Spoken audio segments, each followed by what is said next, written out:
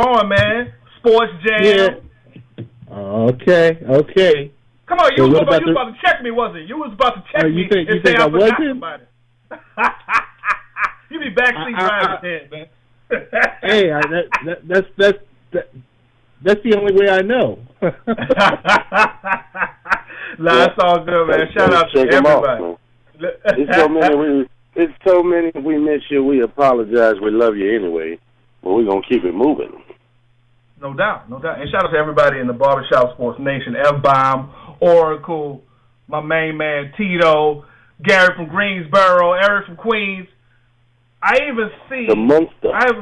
The Monster is in the building. I see that we got a special representative of one of our team members that represents in Cali. That's right. Barbershop Sports is geographically spread throughout the nation. Barbershop Sports West is in the house. I see Carletta is in the building. Carletta, I see you, you know what I'm saying, reading that WNBA magazine. Put that thing down for a second. Make it mic hot. And say what's up, everybody. Hello. Oh, there you go. What's good, baby? How you doing? I'm doing good. How's everybody doing? Oh, we lovely. It's the same every day. Let's get it. It's a beautiful day. It's kind of cloudy out here, but it's a good day. It was good. No doubt. Well, if you don't mind rocking with us for a little bit, we're gonna start off Carletta talking about a little Money Mayweather. But before we do that, we got a little church business. You know, Barbershop Sports represents for independent artists all day long. We're independent, so we identify with other artists out there trying to do their thing. We're going to play tonight goes by the name of Wordsmith. The song is Move the Crowd. Remember the old Rakim joint, Move the Crowd, where he's got his version with some Rakim sample in it. That's what we do here at Barbershop Sports, Move the Crowd. And without further ado, here's the joint. We'll be back in a minute.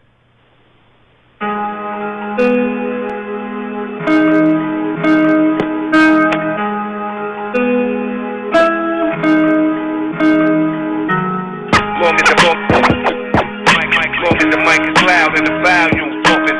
I'ma move crowds.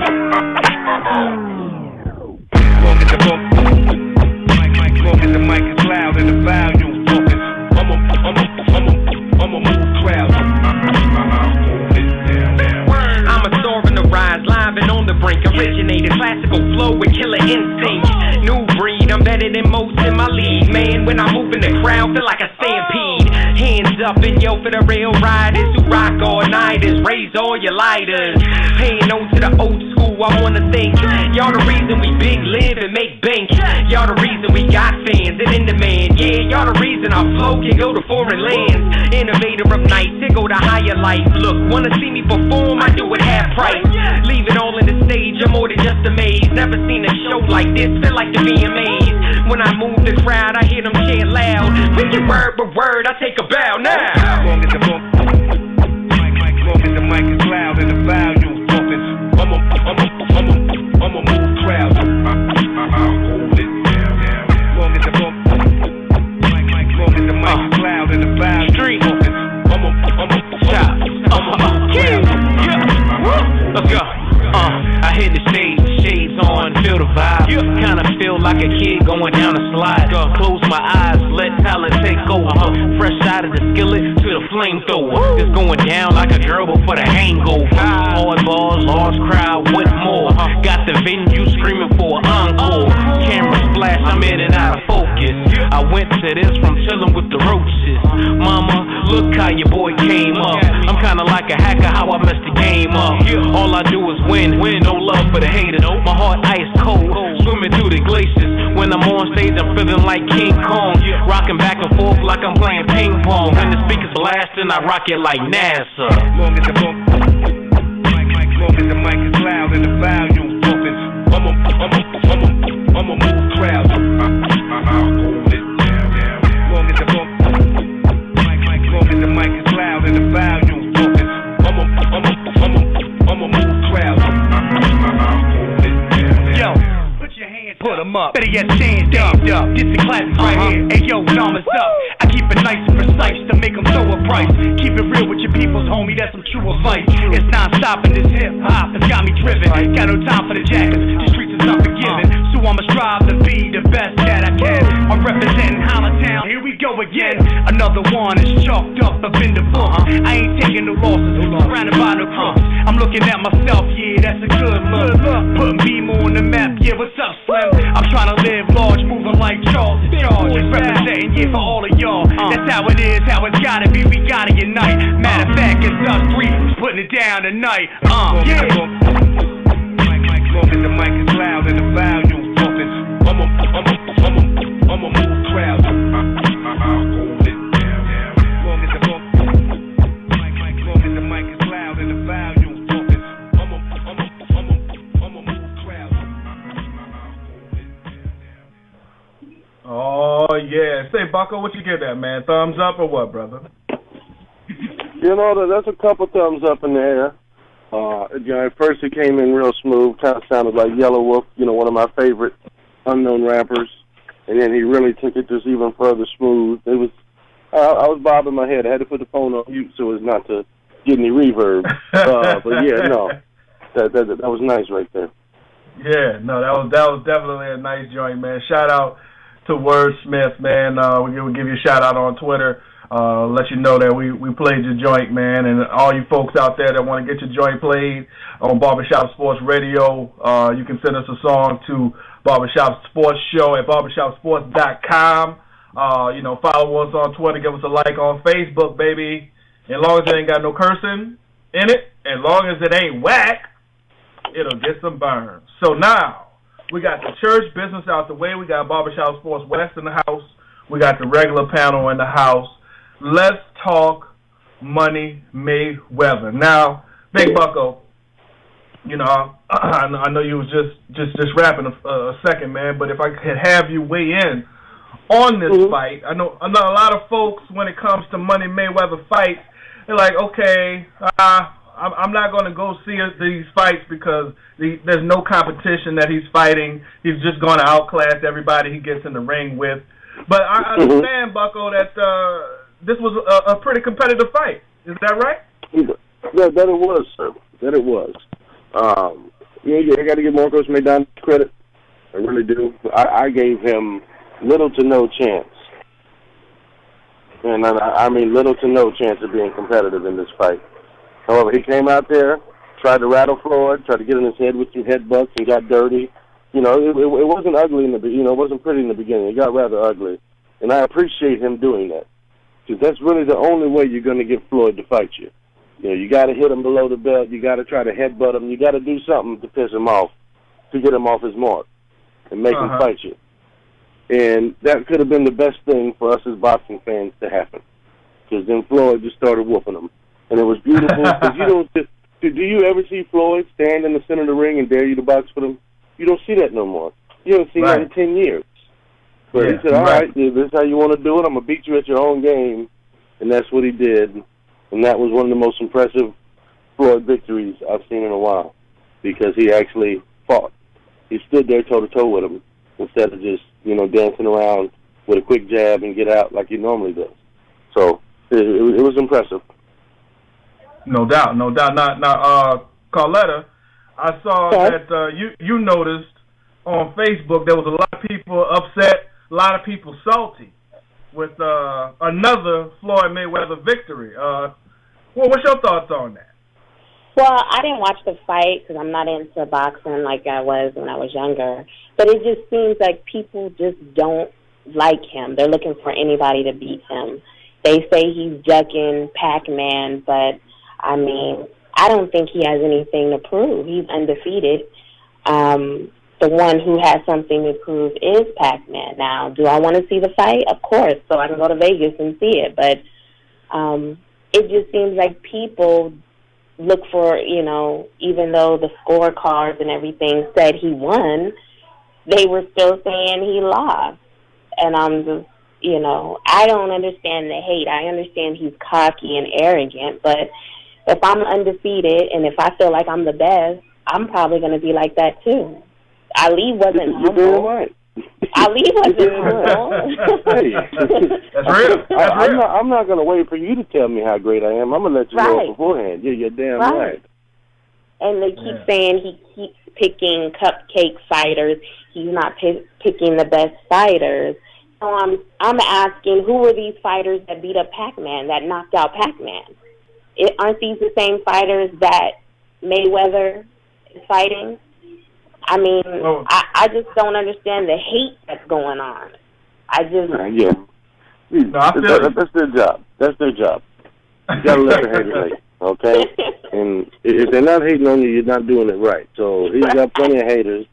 Because, I mean, but if you got to look at the last, I think it was, I did a number, or saw a number breakdown of his last, I think it was like 8 fights that he fought. The fight was like a combined 115-6. So it's like he wasn't fighting scrubs. Everybody he's fought had 1 or 2 losses on their resume, or none on some of them. So what is he supposed to do? Pacquiao was doping, and he knew it, and he wasn't going to sit there and let some lord head come in there and catch him on some crazy stuff. No. If I'm doing it by the rules, you are going to do them by the rules too. Yeah, right. So I'm with Floyd. I'm tired of all the hate. He's not ducking Pacquiao, I guarantee that. I agree. I just don't understand why the person that's undefeated has to prove he's great by fighting someone who's lost how many fights and been knocked out cold. I don't understand this. Usually, I want them to fight, though. Just get it over with. Just fight. If everything shut everybody up. Yeah, I want to go to Vegas to see it. Hey, I want to go with you. I want to go with you. I mean, Bucko, if I'm not mistaken, man, now not disrespecting Marcos Maidana, because, he was very competitive in this fight. The last fight that he fought in Canelo Alvarez was 41-0. I mean, if that's not impressive, I don't know what it is. He was undefeated. He was a top prospect according to WBO. He was the top #1 contender. And much to my dismay, because I was a Canelo fan, as much as I love Floyd, I saw almost every one of Canelo's fights. I was that guy trying to tell you about him 3-4 years ago. So naturally, I wanted to see a good showing. No doubt. It just didn't happen. Exactly. I was there with you in Atlanta, so I remember. But now, these guys had a competitive fight, Bucko. Whenever you have something like this, rematch does come up. There was no dry humping in this Maidana fight, so that is a big step up from the last time he fought. Big step up. Yep. Yeah, no, and it wasn't his fault. You know what I'm saying? But I mean, hell, if a man dry humps you in front of millions of people, man, you got to do something, right? Well, you don't have to dry hump him back. You just put him on his ass. That's all you got to do. You knock him down. You put him on his ass like you did. That was justification enough. You didn't have to do it back. That was a travesty. Check out barbershopsports.com and read the old blog from the old boy Bucko if you want to revisit that. That was ridiculous. No doubt. Now, do you think that these guys should get back in the ring at some point in the future, since it was so competitive and close? No. The next for Floyd will be either Amir Khan or Manny Pacquiao. So that's the next. You don't go back and fight a guy that you dominated. Go get Pac-Man and end this. Shut it down and then be done. Just go get it. Shut everybody up. Yeah, get it over with. Pacquiao ain't gonna beat him anyway. I'm gonna laugh and joke so much. I'm gonna take so much money from people. Not that I condone gambling. This is a family show, but I'm gonna take some people's rent money. That's just what's gonna happen. Yeah, no doubt. Now, I'm looking at a list, folks, of potential next opponents for Money Mayweather. Now, there's a fighter that, if you're not really into the sport of boxing, you may not know his name. His name is Danny Garcia. He's also undefeated fighter. I've seen him fight, a couple of times, and he's, really, he's a talented guy. He has some skills. Now, does he have the skill set to get in the ring with the king?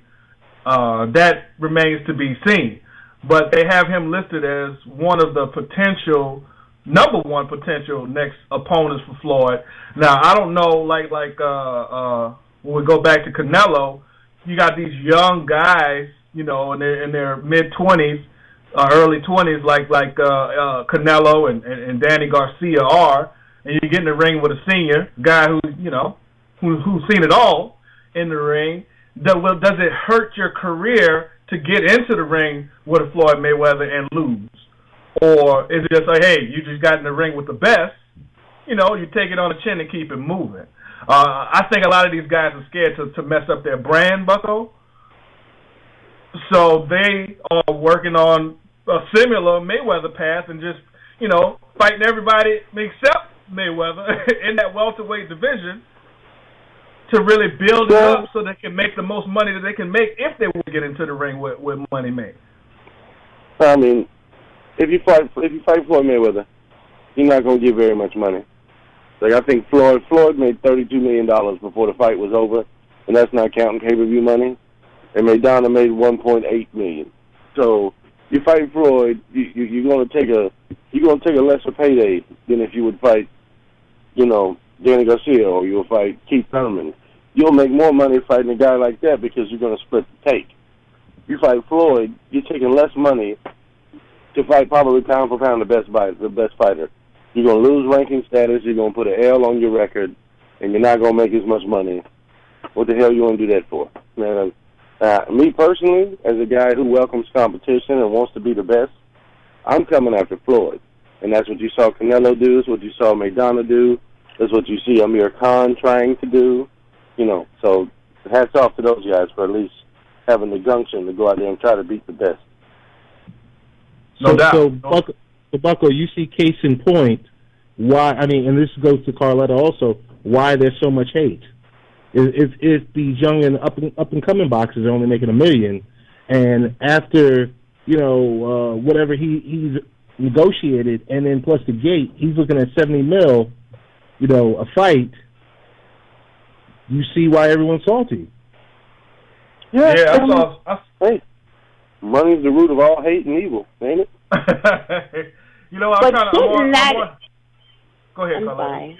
No, I'm just saying the way he's making this money and showing how these fighters, you got to get this money, because I hear people say, other fighters weren't about the money, they were about the fight and being a champion. And I'm like, who was doing it for free? Why not be about the money? If you can get the most that you can out of, out of Vegas and things of that nature, why not? Why aren't other fighters saying, I want to be like Mayweather? I want to get this money. He's getting this bread. Let me go ahead, step my game up, do what I got to do, and then maybe I can go beat him and get money like him. I don't see anything wrong with that. I don't know who's fighting for free that's professional. So, I don't know. Good point. As a matter of fact, if I can piggyback off of that real quick, I'm on the official Floyd Mayweather page on Facebook, and there's an interesting stat. We're talking about money and the money team and all that. And I'm going to just quote it.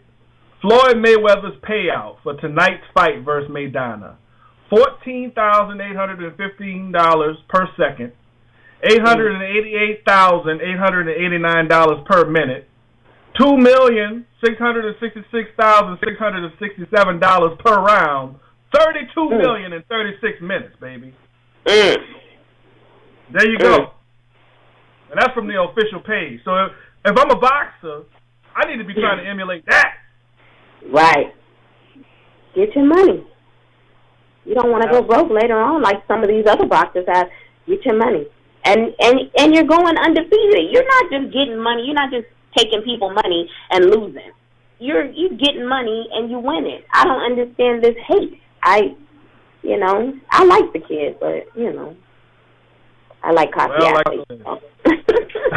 No doubt. Like we talk about Ronda Rousey, a lot of people hating on her and stuff too, but, like you said, Bucko, haters gonna hate, that's their job. They gotta have people out there that are salty. We're gonna switch gears a little bit, flex our muscles a little bit with a lot of things, a topic rather than a lot of radio shows aren't really giving a lot of burn to. But these damn hockey playoffs, man, have been a humdinger. A humdinger. And I know We're gonna get it. We're gonna get into the LA Kings and what's going on out there on the West Coast. I know you want to talk about that, but over here on the East Coast, these Rangers fans got to be getting nervous, man. You got Pittsburgh up right now at the end of the second, 2-1. They're leading the series 2-1.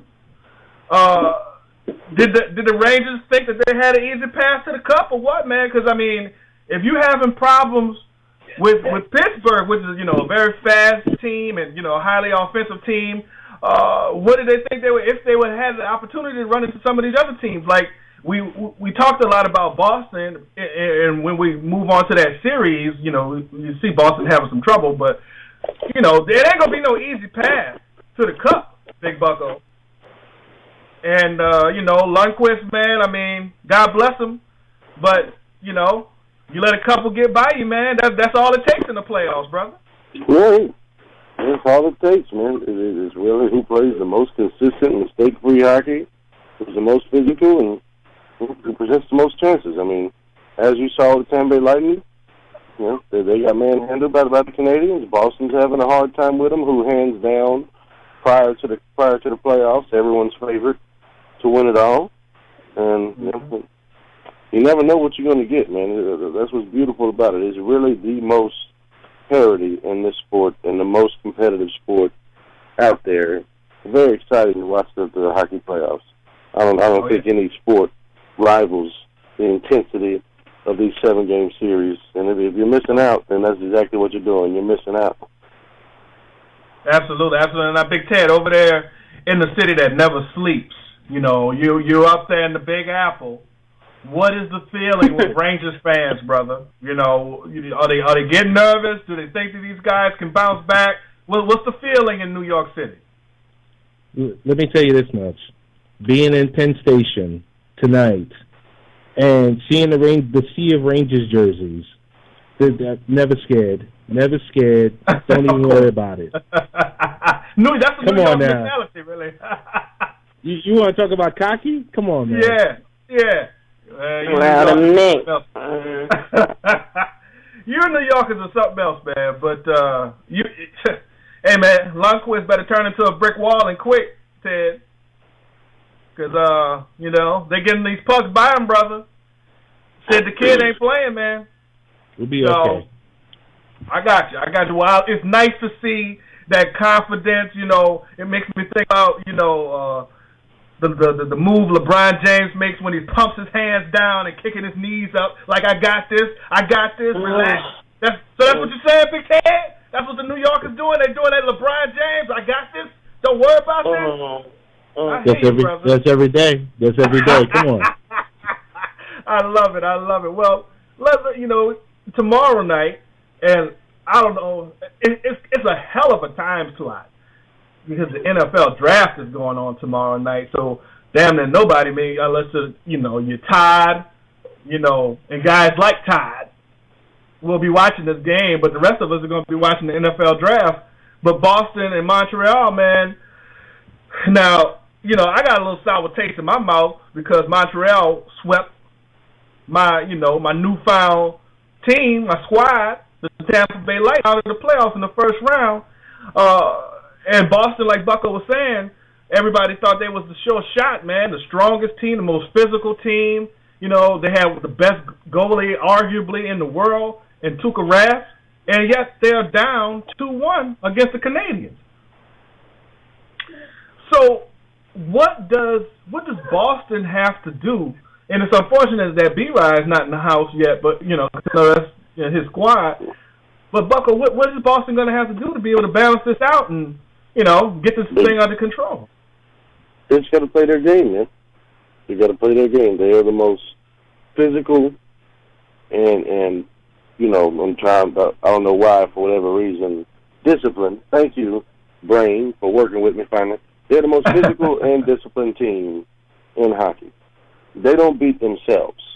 You're going to have to play the perfect game to beat them, especially in a 7-game series. And Tuukka Rask is a monster, as we all know. Chara is somebody nobody wants to mess with. However, they're finding themselves in bad positions. Giving up too many easy shots. dumb penalties, that they are not playing their brand of hockey. So it's very simple. What they have to do is just get back to the basics, man. I still think that they'll pull it out.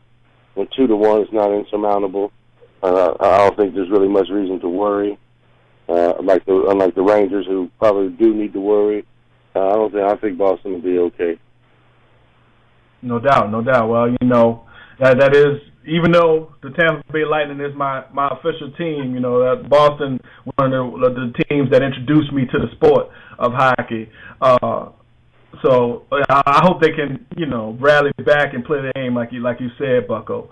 Now, if we go on over to this West Coast, Carletta, your city, you know what I'm saying? Ted says that New Yorkers are the best. Now we're going over to the other big city in this country, Los Angeles.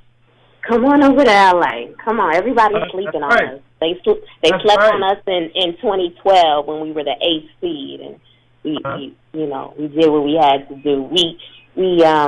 We made a little bit of history in the first round against San Jose, but you know, we up 2-0 heading back to Staples Center for Game 3 tomorrow against these Ducks. Quick is on fire. He's doing a damn thing. Excuse my language, but you know, I know New York is cocky because you know of the Yankees and all of that, but you know, we got something too. We doing something over here. We're trying to go up 3-0 tomorrow. No doubt, no doubt. I mean, when was the last time the Rangers rose the Stanley Cup, man, or the Islanders, man? I mean, you know, how long has it been, Big Ted? Islanders early 80s. Rangers 94. It's been a while there, brother. So Tupac was still alive the last time they won. Okay. No doubt. All eyes on me was just getting ready to drop the last time the Rangers raised the Stanley Cup, but it's all good. They're not worried. I love the New York state of mind, man. They just, you know, never worried. I love it. Now over here, the other series in the semifinals for the West Coast, Chicago versus Minnesota. Now, you know, Minnesota whipped up on a young Columbus Jackets team. You know, they were promising during the season, but you know, Minnesota was a more experienced team and you know, overcame that squad. Now they're facing the defending champ, Blackhawks, and Chicago seems to be handling them fairly, pretty well. Patrick Kane and that squad. Big Ted, Big Bucko, Carletta, do you think that, do you see this series pretty much going status quo and Chicago walking away with this thing, or can Minnesota make this competitive? I hope that Minnesota wins. I don't like the Blackhawks. Okay. You got Chi-Town now. Well, they did us in last year in the playoffs, so I don't want to see them win. That's right. So, win Minnesota. Fair enough. If you're looking at it on paper, Minnesota doesn't stand a chance. That's why you play the games, people. I mean, Minnesota's out there battling. They're not a pushover. It's the Lightning.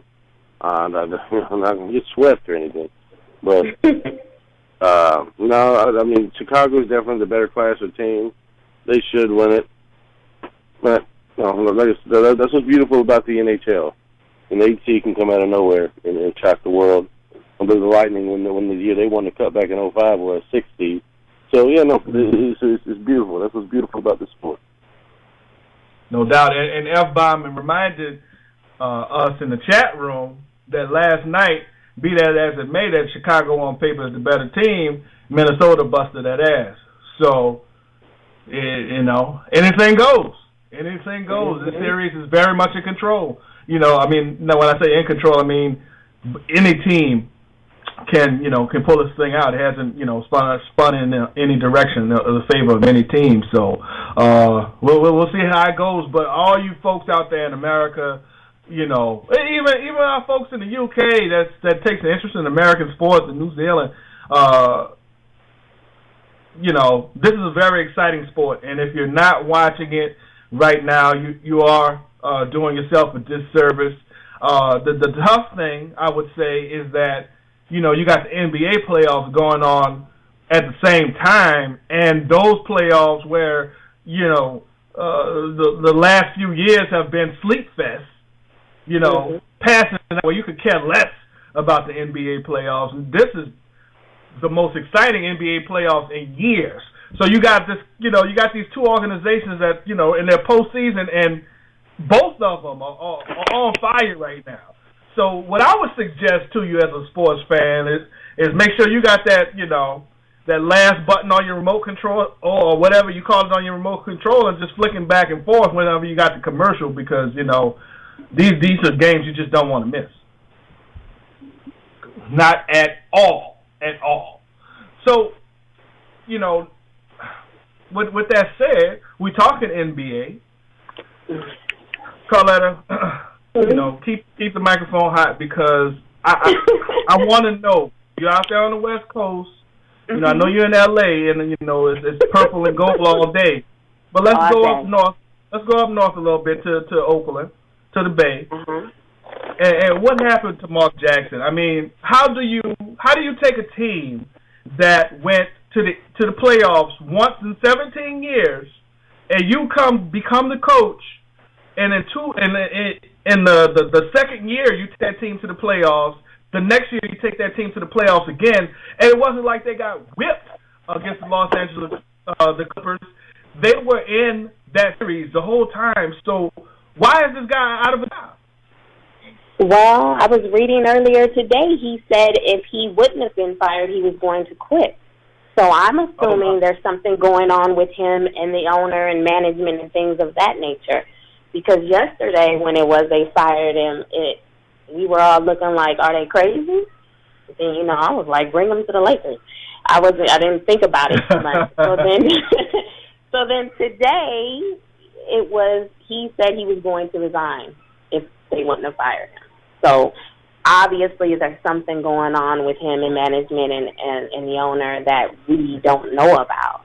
And now I was reading reports they're looking at Steve Kerr, which is, some people say it's crazy that he's going to get a job head coaching and he has no head coach experience. So I mean, he's the hottest. Maybe he's going back to New York. Maybe Mark Jackson will be in New York. Now that would be awesome. That would be awesome if that was to take place. Now they said, I know you've been, you hide on the social media trail, and you make Barbershop Sports a force in the social media world. Earlier today, I saw a tweet that where he said Mark Jackson was on the Dan Patrick show, and he was breaking some things down, brother. Can you give us a little insight as to how the interview took place and what was going on there? Or we can come back to you when you are ready to rock, and we will talk about Mark Jackson a little bit more. Bring him in there. Damn it, bring him in there. Oakland, you want to be stupid and let go of a coach like that? You can take bum ass Frank Vogel, send him over there with you in Golden State. Give me Mark Jackson. What he did with that team with no big man all year. You got bipolar Jermaine O'Neal, and you got Andrew Bogut, who played 5 minutes of one game all season. I mean, I know he played more than that. I'm exaggerating, but let's keep it real. You got two diminutive shooting point guards in the Splash Brothers. You got Andre Iguodala, who plays badass one day, and the other day you wondering why he's even on an NBA team. You can't really fault him not wanting to move his family from L.A. to Oakland, because I've never been there, but from what I've heard, Oakland doesn't compare to L.A.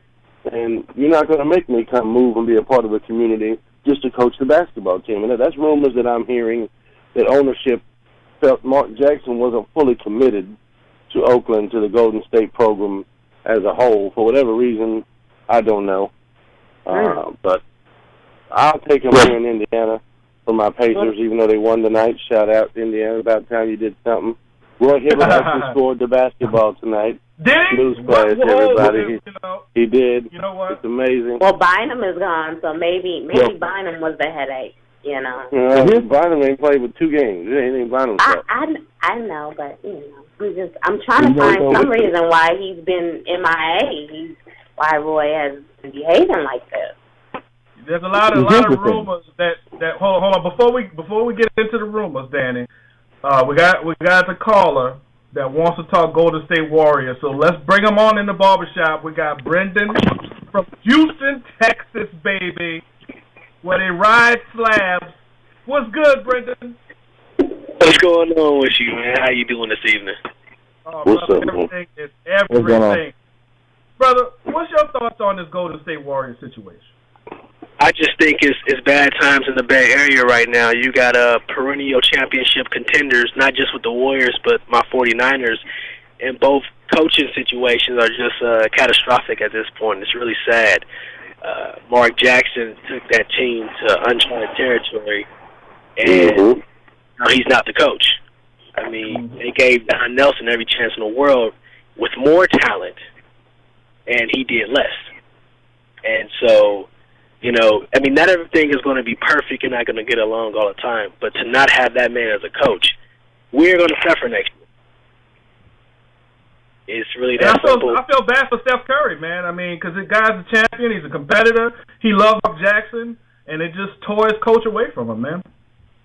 Yeah, I mean, he wanted Mark Jackson. He was on the record of saying it, and he said that, if anyone ever asked him during the summer, he thought it would be an ongoing situation, obviously, but he said he was going to voice his support for Coach Mark Jackson. So it's just unfortunate that we are in this situation. I don't want to wait another 17 years and so on and so forth to get them in the playoffs again.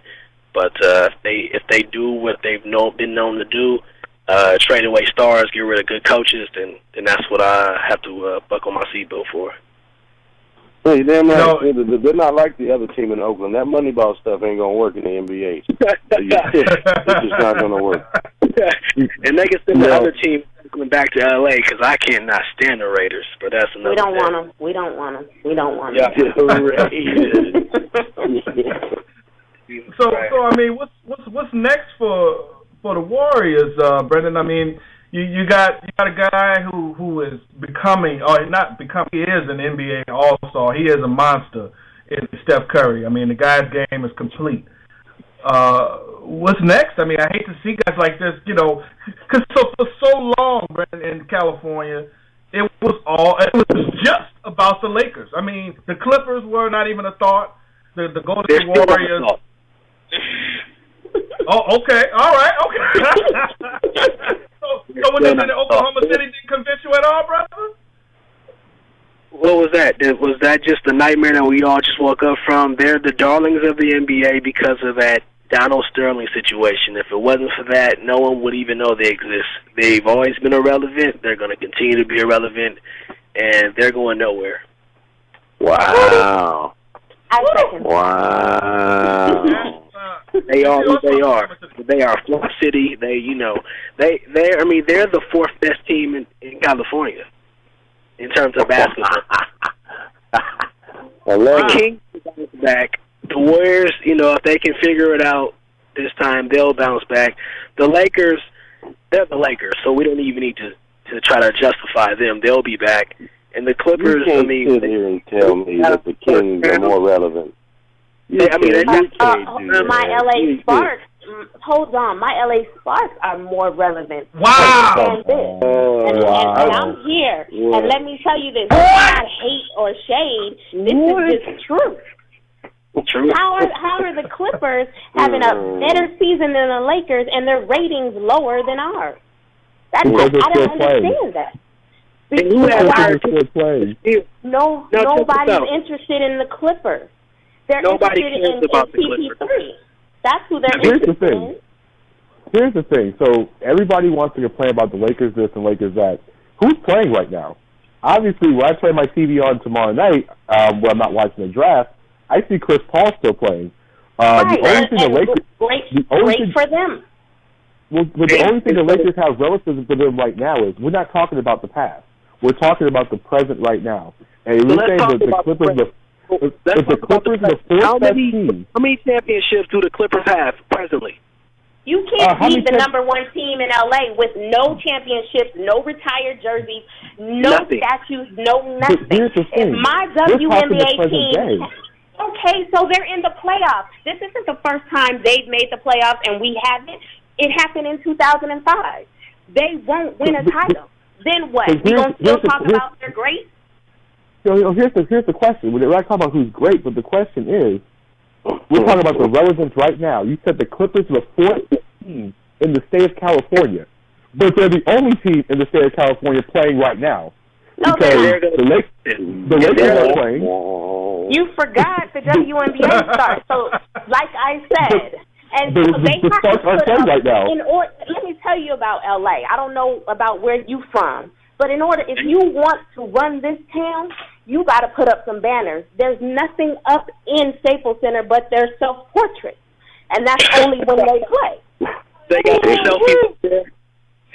So all this, oh yeah, they're playing today, tomorrow, that's all great and fine. But no championship, who are they? You get nothing. You lose. Title talk. Title Here's the talk. thing. Everything else walks. No titles. We ain't talking nothing if you ain't talking championship. They ain't talking nothing. And they ain't talking that they have no conversation to be had. My Warriors haven't won since '75, but we won. They ain't won nothing. I got the same amount of rings as that organization. Whether they in San Diego, they the Buffalo Braves, they ain't champions. They've never been champions. They never gonna be champions. Simple as that. Well, here's the question, Clippers haters. I got a question for the Clipper haters. I'm not a Clipper hater. I'm not a Clipper hater because, hold on. The Clippers aren't my team's rival. I'm not a Clipper hater.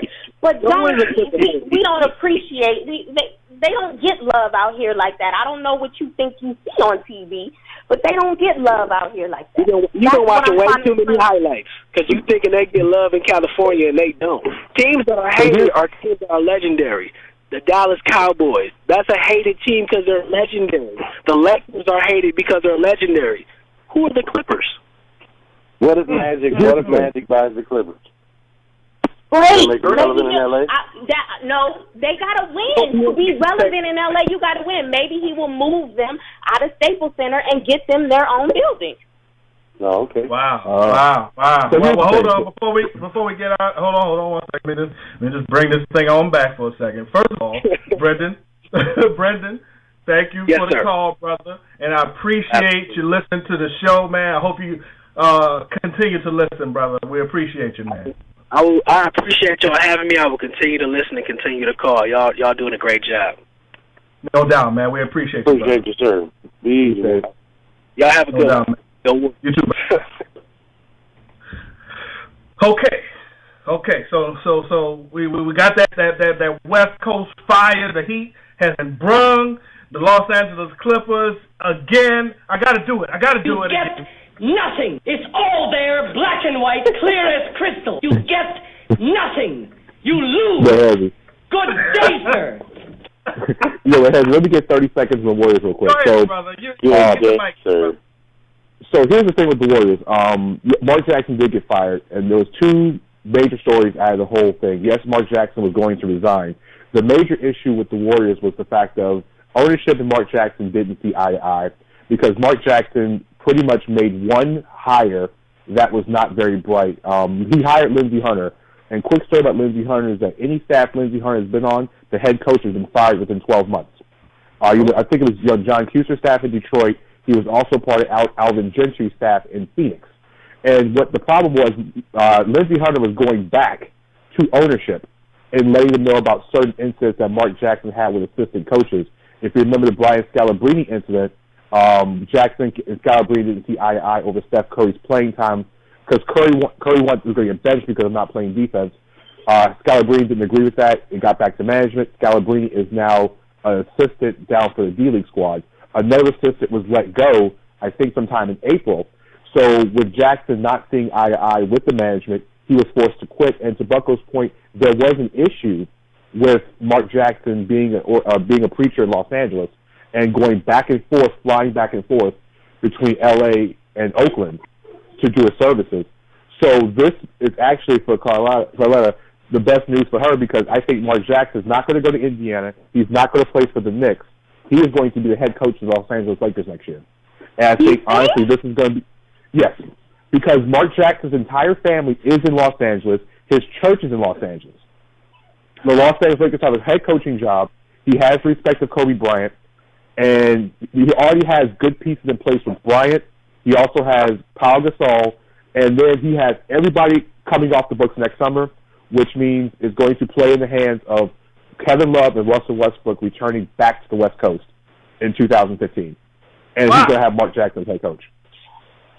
Well, you just did a Rembrandt of a future Los Angeles Lakers squad right there with Mark Jackson and Russell Westbrook, Kevin Love, Kobe Bryant. Oh, my God. So, let's backtrack a second. So you're saying to me, Brother Danny, that Lindsey Hunter was sitting up there salty and player hating Mark Jackson, man? I mean, you trying to tell me that Lindsey Hunter is a cancer to NBA coaches? It's one of those hires that people didn't realize that it's happened twice before. Now it's starting to come to light. Lindsey Hunter was a snitch. It's been reported that he snitched on Mark Jackson, and it turned a sour relationship even worse. So, it wasn't the smartest move by Mark Jackson. Mark Jackson was going to resign anyway. They just happened to fire him before it happened. Now you have one of the best head coaches on the market. I think Steve Kerr gets interviewed for Golden State, but my sources, and I've been hitting the lines over the last 10 minutes, that Stan Van Gundy is interested in coaching the Warriors. He's not interested in coaching the Lakers. He's not interested in coaching the Timberwolves, but he has a general interest and is going to interview for the head coaching job of the Golden State Warriors. I like that. I like Stan the man. I liked him here in Orlando. Unfortunately, I'm trying to think of a radio-friendly word to describe Dwight Howard, but I can't think of anything at the moment. But he had that kind of personality. He is moist. Yeah, there you go. Yeah, there you go.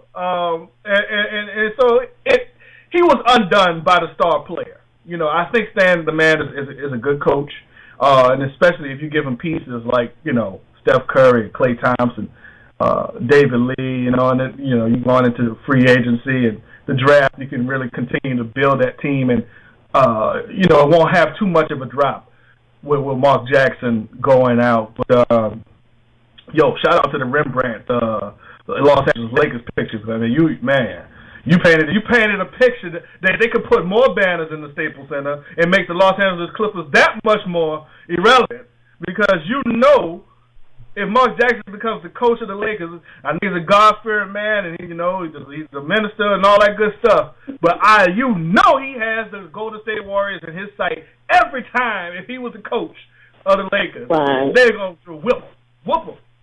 So it'll be interesting. We've got to see how it unfolds. But moving right along, the Indiana Pacers, whereas they've just been looking awful. They did win tonight. My question, though, is if the Pacers do not win the series against the Wizards, Big Danny, is Frank Vogel out? Is that it? I mean, if you think about it, they fired George Karl. After winning Coach of the Year, they fired Avery Johnson a month into the season after he won Coach of the Year. You saw Mark Jackson get fired. Have you seen Larry Bird's expressions on the sidelines at Pacer games? Oh, yeah. Oh, yeah, boy.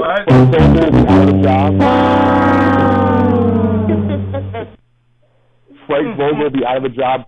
He might be on the Barbershop Sports panel calling in, asking us what advice we should go next. I think if they somehow do not get to the NBA Finals, Frank Vogel will not be back and return as coach next year. Wow. Okay, can I ask a question? Now, is this on him? I mean, can he make? Where has Roy been? What's going on there? I'm trying to figure out, is this all on him? So you know what? That's a good question. They don't look like the team from last year. They don't look like the hungry team from last year. They don't even look like the team from the beginning of the season. So I have two words for you. Danny Granger. Yeah, no, my man. Danny Granger. No, here's the reason why I say this, Bucko. Here's why I say this. It's not what Danny Granger does on the court. You have to say it's not what he does on the court. Danny Granger was, like David West, the policeman in the locker room. He's the elder statesman of the team. He's been there for a long time. You trade a foundation piece, kind of the same thing what Detroit did with Chauncey Billups. When you trade somebody who's been part of his organization, who's been through the wars, who's been through multiple knee injuries and came back from them, he's your emotional leader. He's the guy you come around. You trade him away. Evan Turner hasn't done much of anything. The only thing Evan Turner was hit was the air when Lance Stevenson punched him in the face in practice. They signed Andrew Bynum, which didn't work. But remember, before the trade, and they had Danny Granger, wasn't Indiana the best team in basketball before the trade? Didn't they have the best record in the NBA? And they're about to run away the entire NBA. That's convenient that you can tie the two together. Good point. No, it's not as if Danny Granger was a factor on the basketball court at any point this or last season. So you can't sit there and say that's a catalyst. That's real convenient that can be a scapegoat as trading a guy that wasn't even doing anything for your team on the court is the reason why you're losing to the Wizards. No, come on, dude, that's ridiculous. I'm not going to buy into that. That's propaganda. The fact of the matter is Roy Hibbert found them aliens from Space Jam, and they stole his game and put it in that little basketball, and now he can't play no more. I mean, you're telling me in the NBA playoffs, a guy of his caliber has 2 games with more than 12 minutes, 0 points, 0 rebounds, and 4 fouls in each game, and that's a starting center in this league? Get the hell out of here, man. Roy Hibbert, Paul George couldn't hit the broadside of a barn, and George Hill doesn't know what he's doing. He's a turnover machine. That's why the Pacers are losing. I'm not going to blame Danny Granger or the front office for dealing him. No, they're just not performing. It ain't because some mythical momentum guy is gone. That's ridiculous. Bucko, but what team in the NBA has won a championship without chemistry? You know one team that's won a championship without having guys on the team. It doesn't matter what they do, but there's always been guys on the team that bring other people together. It happens to work that way. It just so happens, it looks pretty obvious that the Pacers are not a team that has very good chemistry right now. And that's why it's not working. Yes, Roy Hibbert has gone missing. He scored 28 points tonight. But the thing was, in the first round, it was a bad matchup for Indiana. Atlanta has perimeter bigs that bring Roy Hibbert out, and Roy Hibbert is considered useless because he's not very fleet of foot. In this series against Washington, where you have Gortat, Nene, Trevor Booker, Seraphin, Al Harrington, guys who play in the post, with the exception of Harrington, you'll see a much better Roy Hibbert in this series. You saw it tonight, and I think it's going to be the snowball effect. Indiana needed a wake-up call. They got one. Now, will they beat Miami next round? I'm not sure. Will they get past Washington? Yes, they will. Washington's not ready for the stage. They're a year away. They're kind of the same boat as Portland, and we'll get to that probably a little bit. They're the same boat as Portland. They're 1 year away. And I think they're one player away. But I think Roy Hibbert got the basketball, and he got his powers back from Space Jam, and we'll see the Roy Hibbert of old. So you heard it here first. Aliens. That's it. Aliens stole Roy Hibbert's talent to play basketball. Another talent, man. We pull the sheets off of the mysteries in the barbershop. You know what I'm saying? So now cue up the X-Files music. Oh man, you got it, bro. Thank you. So with that said, I see B-Rye 585, Rochester, New York. He's got the Chris Mullin jersey on. Has walked into the building. B-Rye, what's up, brother? Oh, not much, Big Head. I apologize to fans for being late, but got the call up today and had to go do my thing and go. No doubt. Well, we're glad you're here. Nonetheless, I'm sure you've been hearing this battle royale taking place, that West Coast battle royale where the Clippers was reduced to nothing. And we were talking about the Indiana Pacers here. What's going on with them, B-Ride.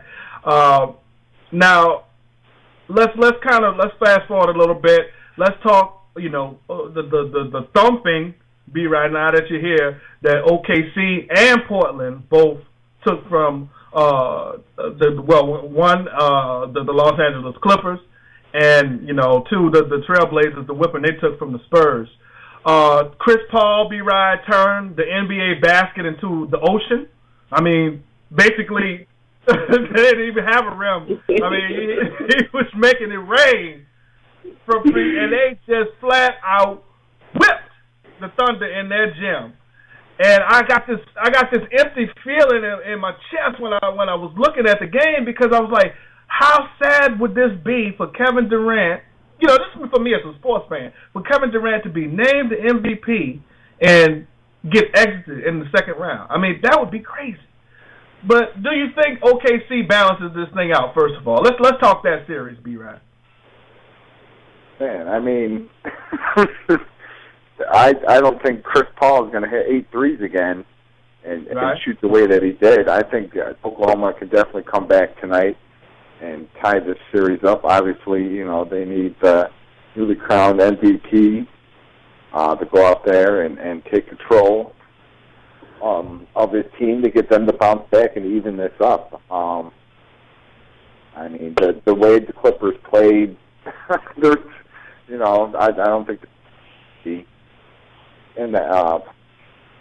that would have stopped them that game. So it was just a fantastic overall team play from everyone, the bench included. I mean, they came out and wiped out, and they sent a message to Oklahoma City saying, you might be the favorites, but, we're not going quietly into the night, because, to go into OKC and like that on them, that's wake-up call for the Thunder right there. Yeah, and I mean, it looks like they're trying to refine the kind. I mean, they're up right now. I mean, it's just the first quarter, but they're up 22-18, and we'll kind of, watch that as the series goes on, the game rather goes on. Now on the flip side, brother, the Portland Trailblazers, man, they, you can't exit the first round any more exciting than the way that they exited the first round against the Houston Rockets. Damian Lillard, we kind of talked about it in our pregame, how the Portland Trailblazers squad kind of reminds you of a younger Spurs squad, where you're talking about LaMarcus Aldridge and, the things that he can do with his size. You think about a young Tim Duncan. You got Damian Lillard, who can get to the cup.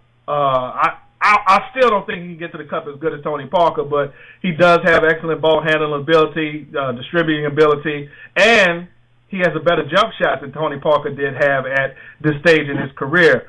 So you see some similarities. I would say that either the background noise, whoever's got that, please mute your mic.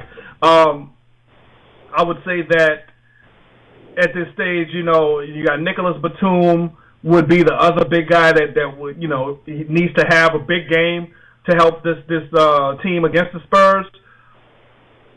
But do you think should he bet against Coach Popovich? Let's just get straight to it, B-Ryan. All that being said, the similarities and whatnot, should we bet against Coach Popovich? Is this Spurs all day in this series, brother? Braver man than me if you're gonna bet against the Spurs and Coach Popovich, especially the way they came out and put it down on a Portland team that was riding pretty high after beating Houston in the first round, and especially the way they won that series at the shot at the end of the game by Damian Lillard. So, I mean, they were feeling good going in, and, the Spurs brought them back to earth because, man, this is just a great fundamental team. Pop always has them ready to go, and, people, when we talk about the best team in the West, I kept saying the Spurs. I made that mistake last year of saying, I thought they were too old and they weren't going to be able to get it done throughout the playoffs, and they were a minute away from winning it all last year. Yeah, they should have won Game 5. But go there, but you got more money than me, and you're braver than me. I'll tell you that right now. Yeah, no doubt about it, But I still want to see a competitive series. Big Ted, I noticed he's very quiet.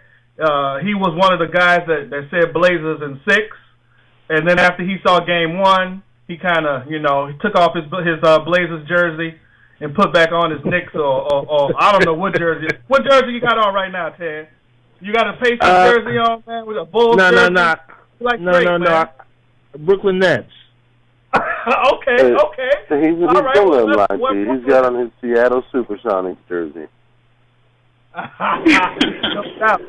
No doubt. So speaking of Brooklyn, these guys. I mean, okay, they rallied the old men, the seniors, Kevin Garnett and Paul Pierce and company, and D. Will with his bad knees and AK-47. They pulled it off. Worst hairline. Exactly. They pulled it off against the Raptors, and now they have King James on his floor in Miami. It don't look pretty, man. I mean, I want to see it competitive, and I know my man Espo as well, who's a Brooklyn fan. They want to see this series be competitive, but I just don't see it, man. I think it's just too much LeBron James, man. Too much team chemistry. It's just not going to happen. But let's just spin it. Let's make it more positive. Big Ted, what chances do you give the Brooklyn Nets in this series? The Brooklyn Nets will win 2 games this series. I give them all the chances in the world. They will win 2 games. They will lose 4-2. Wow. Okay. All right. Well, at least they got a fighter's chance. So we'll see how that goes. We know those guys. They gear up tomorrow, 7:00. It's another thing going up against the NFL draft. I feel sorry for the NHL and the NBA because they're going against the big dog tomorrow. Now later on in the night, 9:30, when the Trailblazers take on the Spurs. Maybe some of the stuff. Actually, you know what? When does the draft start? Is it 8 or 9? I know our draft specialist is waiting in the wings. I'm actually pretty sure it starts at 7. Tomorrow night, I'm pretty sure it starts at 7. All right, so a lot of the good stuff, a lot of the big picks and things that would have taken place by the time the Spurs and Trailblazers play, so they may have a chance, but those other games are going to have a tough out against the NFL. But we talked about Kevin Durant, man, and him being MVP. We've talked about it a couple of times on the show. How he raised his game. I mean, he's always been a consistent, high, scoring guy in this league. I mean, anywhere on the floor, he is a threat. He doesn't really have a super developed post game, but it's good enough. I mean, his jump shot is straight, liquid swords. It's no joke.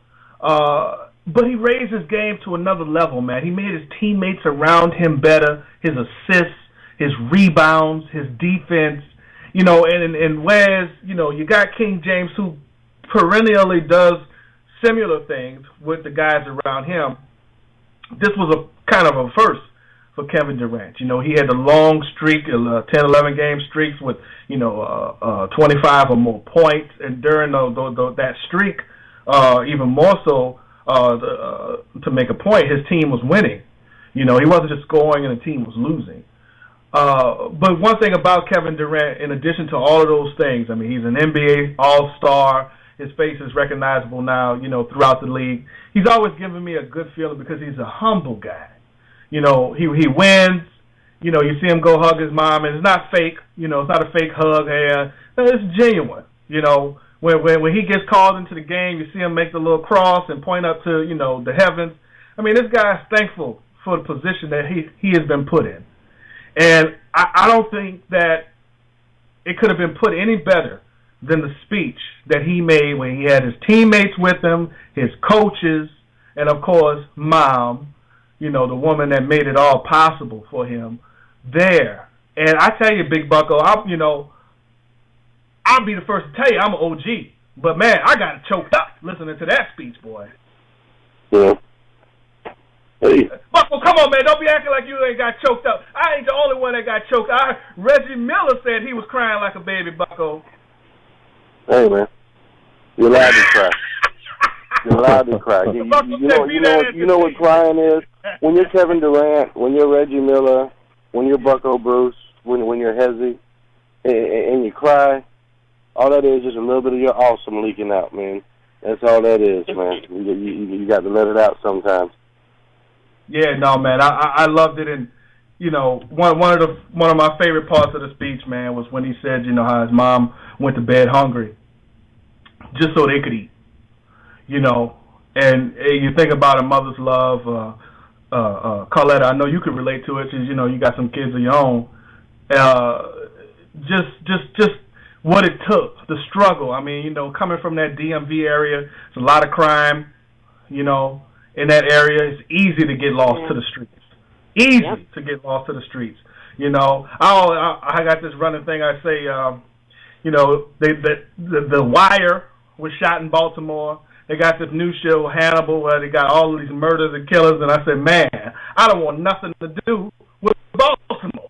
It's that bad. You know what I'm saying? But, the reality is this brother survived all of that, and now he's shining. And I couldn't think of a better person to win this. Now, Big Ted broke on Twitter that, and I hope this isn't true, but, we do report the truth. I just hope it's not true. That LeBron James said he did enough to win, but his team didn't? Is that real, Tim? I mean, did LeBron James let that out, man? Yeah, that right there is salt. Wow. Wow. I mean, so after a speech like that, a great guy, that's what you say? Ain't that supposed to be his boy? I thought that was his boy. I hope he was joking. Well, Hezzy, you know what that means?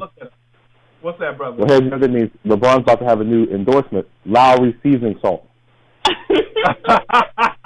Oh, my God, you're going to be sprinkling it on his eggs, bro, with the headband on. Oh, my God. Oh, my God.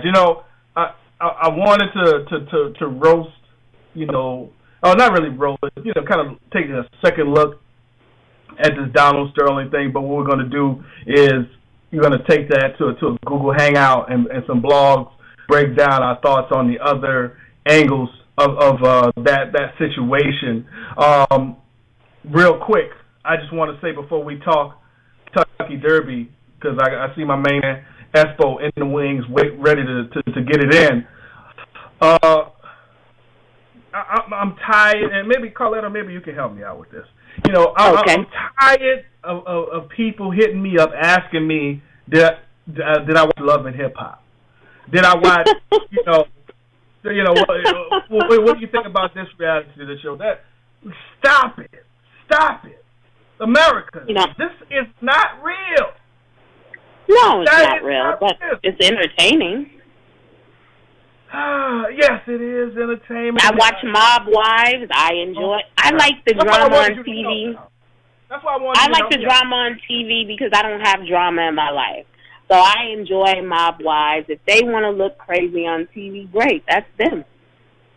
Help me to understand it, because I'm standing from my perspective. It's just hard for me to spend 30 minutes of my time watching Stevie J and this one, and I just can't do it.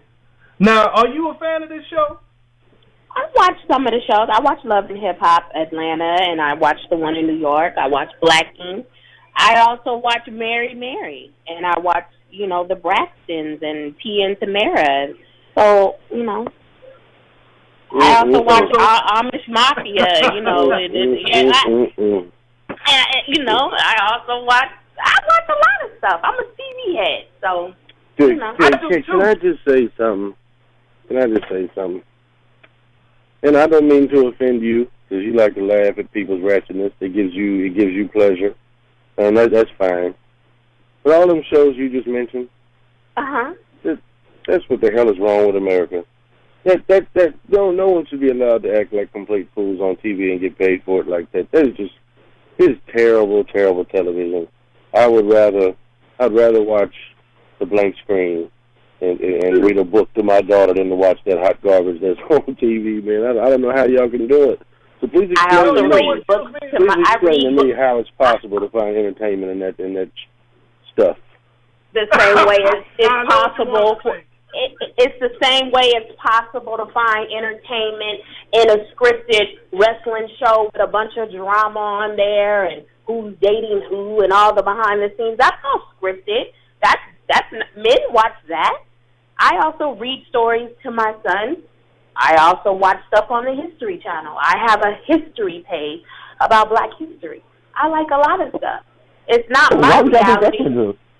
But something tells me, something tells me, I appreciate that breakdown, but something tells me that you are an exception to the rule. Something tells me that the people that watch Love and Hip Hop and those shows ain't watching the History Channel. If you was to ask them who Benjamin Banneker was, who is that? Is he all Love and Hip Hop?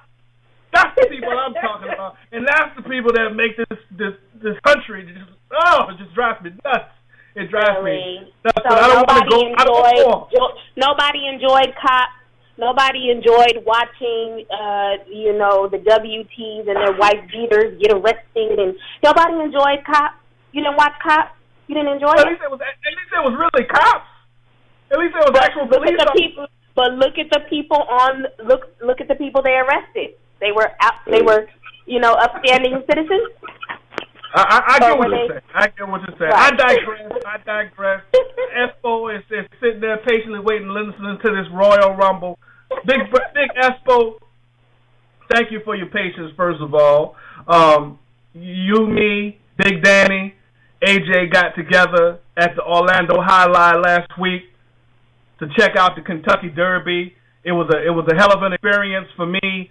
I almost got ran over. Me and my girlfriend coming in by the general gambler, trying to make his final bet. I don't know. I hope he betted on California home, but it was crazy. I walk in Espo.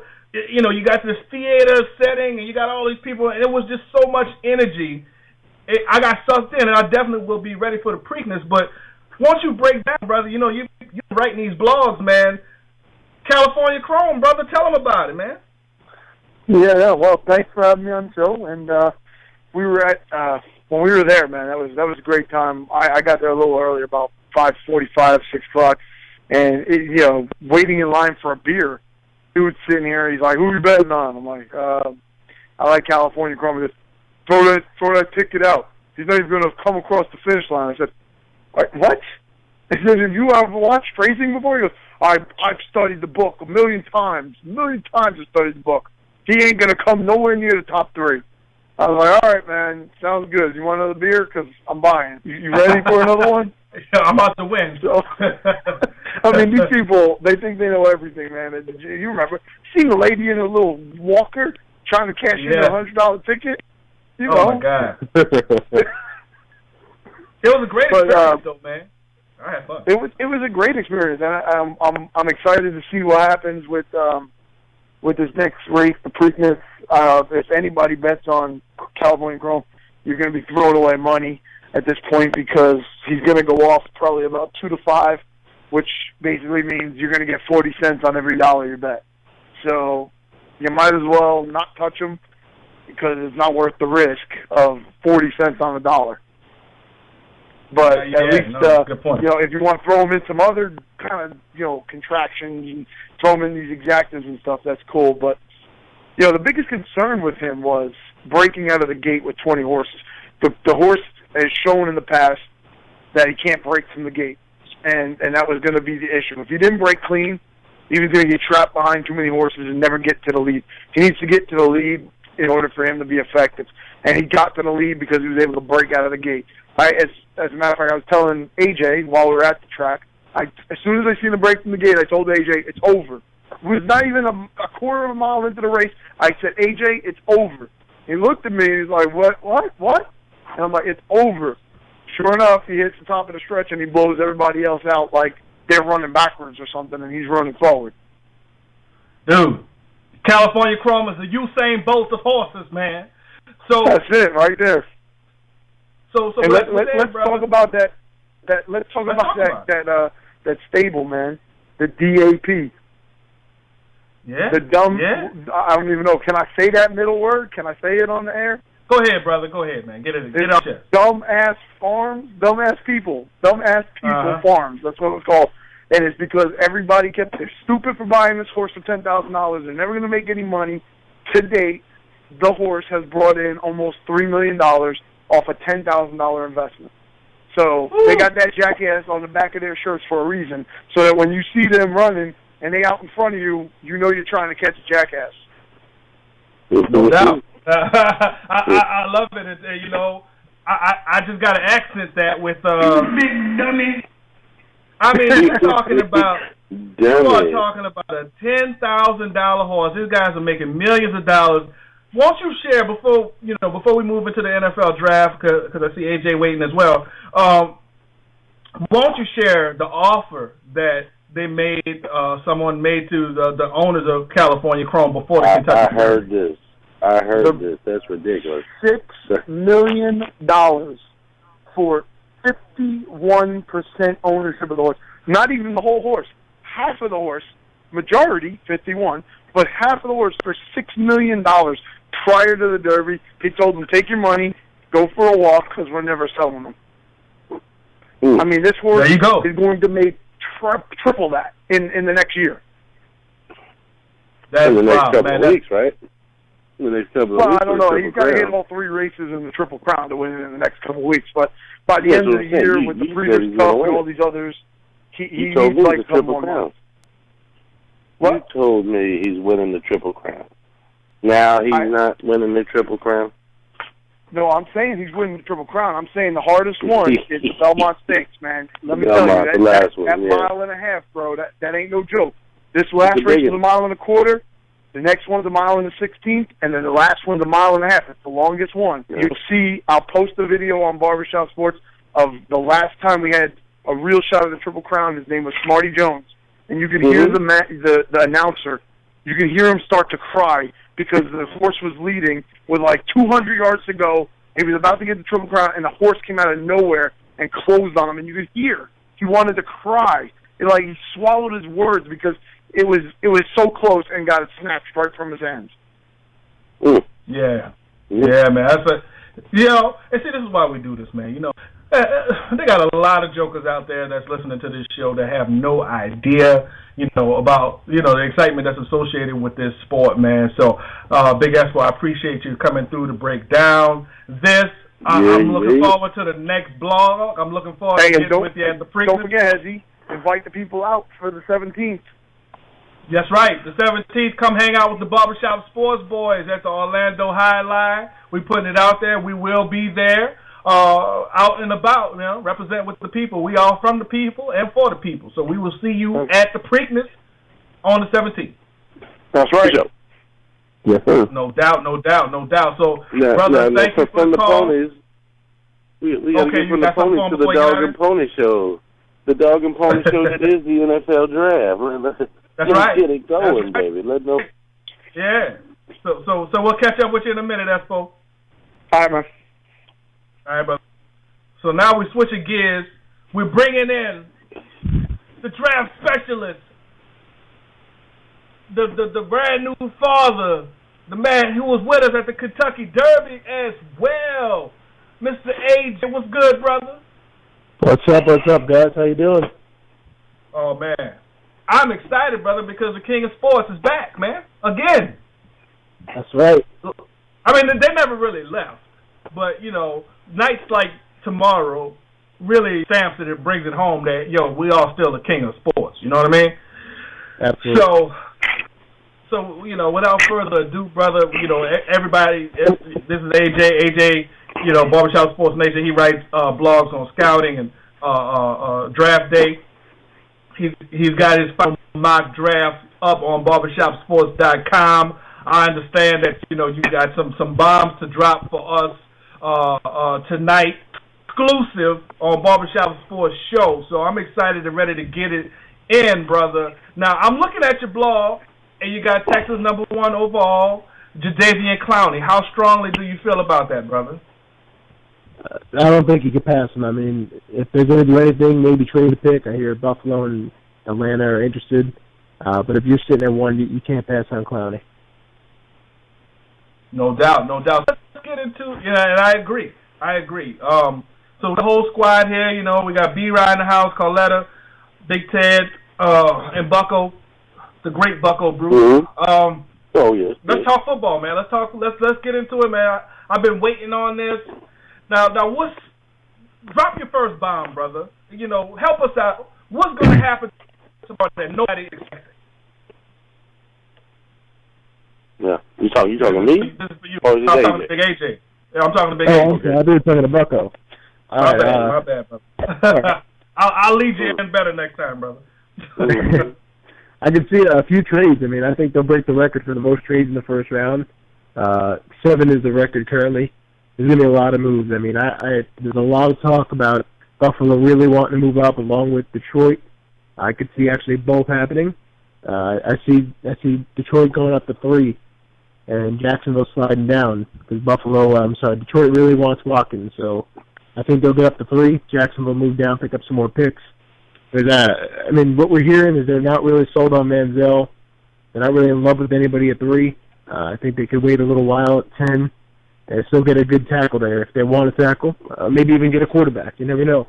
But I think Detroit's going to move up and get Watkins, and then Buffalo might even move up to 2 and take Mack if he's there. Wow. Yeah. Wow. Now, Mike Mayock released his top 15, and he had Manziel not in the top 15. How you feel about that? Lord. I don't know how you could think that. I mean, he's going to go in the top 15. It's crazy to think the guy's going to slide. It won't happen. Mike Mayock, along with the rest of those talking heads over there at the 4-letter and the 3-letter networks, I swear they don't know what the hell they're talking about. For as much film as they watch, and as many years as they've been doing this, to sit there and say these 3 quarterbacks, whom I feel are all starting caliber quarterbacks, are all good quarterbacks, to not one of them be selected in the top 15, that's not asinine, that's ass of 10. That's just damn ridiculous. It's stupid. It's not going to happen. And I'm tired of hearing it over and over again. No, I feel you, man. I mean, it's crazy, AJ. What we have to work with. These guys have a plethora of film. They get the ability to go, to the colleges. They get to go to the pro days, and they still make these bad. And then we're sitting here watching the draft, Radio Hall, and got the dumb look on their faces when teams go completely the opposite direction from what they said and were quite sure that the team was going to. So, I'm glad that you're here on the squad, brother, and you got a level head, and, we got Buck, B-Round, the whole squad, the whole squad, now I was going to say for the most part, the whole squad knows what they're talking about, and I'm proud to be a part of a squad like that. Now, I'm looking at, go ahead, brother. No, I just want to say there's one thing that I'm having a major problem with. And those of you who are in this category and fit this bill, please feel free to speak up, B-Right, and any others that want to say this. I have watched and told the Barbershop Nation for the past 2+ years a quarterback by the name of Teddy Bridgewater play at a very high level. 70% of his passes completed. 55% of his passes completed with blitzers in his face, which is number 1 in the NCAA. And you're telling me now, because he had a bad pro day, he is now no longer considered one of the top players in the draft. He, in fact, sucks and is going to fall to the second round. I call you absolutely retarded and you need to put on the game tape and stop listening to Ron Jaworski and them talking heads and actually watch the damn football tape, and you know better. Stop listening to this crap. Go back, watch the tape. You'll see he is that caliber of a player. Blake Borders is that caliber of a player. So is Johnny Manziel, and they will all be taken. They will all be taken in the first round. The only one that does not deserve to be in the first round is the one that y'all keep talking about the most, and that's that bum by the name Derek Carr. He is absolutely terrible. The numbers don't lie. With the blitz on him, with pressure on him, he completes 17% of his passes. What do you think is going to happen to him in the NFL? He's going to fold just like his brother. He is nothing. He is a hot piece of garbage. And now I get off my soapbox, and please retort. Please retort. I challenge you to come at me with some facts of where I'm wrong. Hey, Marco, I went back way at the beginning of the college season, and you were all about Bridgewater, and I told you, without a doubt, Clowney was going to be the number one best player in this draft, and he has come out and proven that. Bridgewater has slipped. If you look, who does Louisville really play that is an elite defense, that is a good football team in the conference that they're in? Like, he doesn't have that level of competition. Then to go out and have a poor pro day isn't helping his case at all. I mean, I just don't think with teams bring them in and stuff like that, they're not sold on them. And if you're not sold on them, why are you going to waste a pick where you can get a starter that can come in and help your team right away? Especially with the parity in the NFL, you're looking for players that can come in, start right away, and get you back on that winning track. And I'm not completely sold on Teddy Bridgewater. He could prove me wrong, but what I've seen, he's good, but I don't know if he's, worthy of a top. I wouldn't draft him in the top 10. There's a lot of other players out there, some of the skill positions, a lot of tackles that can anchor your line for years to come that will go over him because they're the safer bet than gambling on someone like Teddy Bridgewater. So, AJ, let's swing that over to you, brother. Do you think Teddy Bridgewater is an impact player in this league day one? I like Bridgewater. I've liked him since the beginning of the year. Personally, I wouldn't take any quarterback in the first round. And the reason I say that this year, the reason I say that is because it's such a deep class. You have such talent in this class that you really don't have often. And I'm not sold on any of them. They all have question marks. To me, that's the problem. If you look at all these quarterbacks that get taken too high, like a Pondo, Emmanuel, all these quarterbacks that should not, Blaine Gabbert, guys have question marks, and they take them in the top 10, top 15, and say, all right, well, they'll work out, we'll work them out. You don't do that. You take a guy in the first round to be a starter immediately. You don't need to be a project in the first round. You can take one later on, especially in a class like this where you have a guy like Tom Savage, A.J. McCarron, Mettenberg. You got these guys lasting the second, third round you can pick up later on and develop them behind someone. Why take somebody in the first round when you can go with a solid starter? I mean, if I'm sitting in the top 10 and I'm Tampa, and I got Manziel and Mike Evans sitting there, I'm taking Mike Evans. Why not wait until the second round, get a guy like Garoppolo or a guy like Derek Carr if he's there, or like I said, McCarron. You can get two guys. None of those compare. None of those. The precipitous drop from the Bortles, Bridgewater, Manziel to the rest of them is ginormous. It's not even a little bit. It's not like you're getting the same guy. No, those guys you just mentioned you can get in the second round, they suck. They're going to be career backups. Aaron Murray, Zach Mettenberger, Jimmy Garoppolo. I don't care how many yards he put up at Eastern Illinois. He's not doing that at this level. Yeah, he's got a quick release, but he's inconsistent. He's not good. How can you say he's not good if you've never seen him? I have seen him. I watched the tape. The only thing, he's got a very quick release of the football, but he's got an awkward three-quarter delivery. He's going to have a lot of batted balls at the line. And so why does Russell Wilson not have batted balls? Russell Wilson is 5'11". How come he doesn't have batted balls? Because he throws the ball with proper mechanics.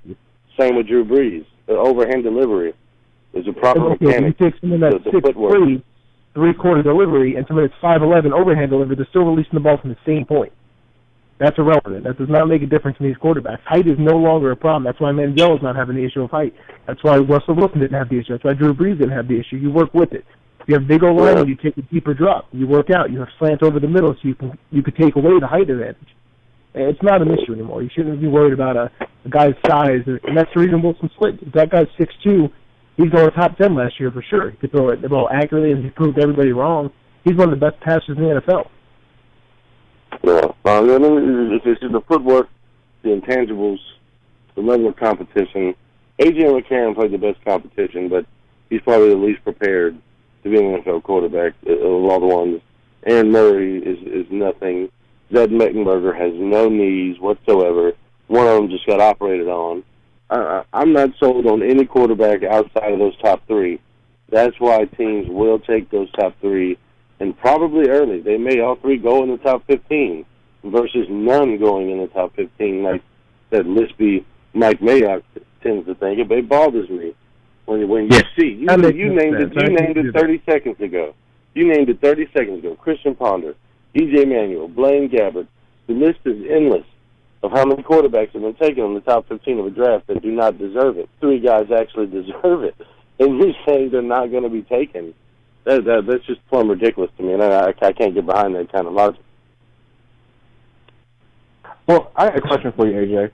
You're saying that there's not a quarterback that should go in the first round, but honestly, I think I disagree with that point. I think that you should have, 4 quarterbacks go in the first round. I don't think they all go in the top 15, but I think there's 4 quarterbacks deserving of going in the first round. In my book, in my opinion, I have Bortles going, 4 to Cleveland.